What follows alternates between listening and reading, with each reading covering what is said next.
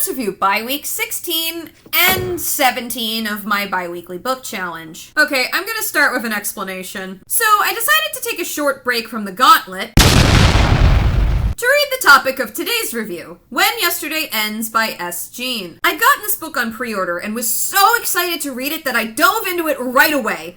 All while not accounting for the fact that I would be incredibly busy for the next 2 weeks, and trying to squeeze a 422-page book into that tight schedule was maybe a bad idea. So yeah, I'm late with this one. Sorry about that. As for the book itself, I unfortunately have really mixed feelings about it. On the one hand, S. Jean's ability to create an immediate and compelling vibe is just as strong as it usually is. There's a lot of really cool world-building elements, my favorite being how Faye viewed death, which was both fascinating and important to the story. The two main leads are interesting characters with a lot of cute scenes and great chemistry, and I kinda went feral over the skeleton. On the other hand, it just doesn't feel very tightly constructed. The plot is more or less held together by contrivances that are neither subtle nor well explained. The side character cast feels incredibly one-note, acting mostly just as supporters of the protagonist rather than actual fully fleshed out characters. And then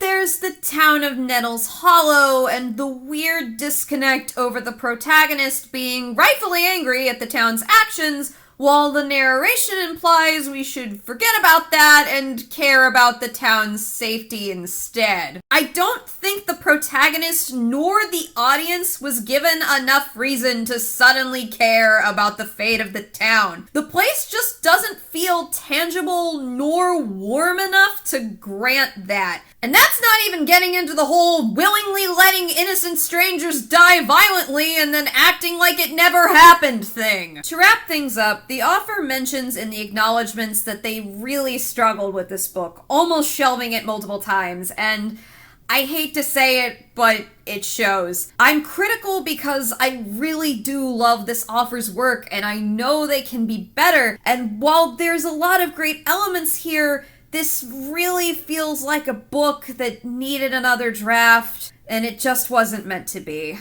Final rating, 3 out of 5. The best part was the skeleton, obviously. Subscribe to join me again for my next book.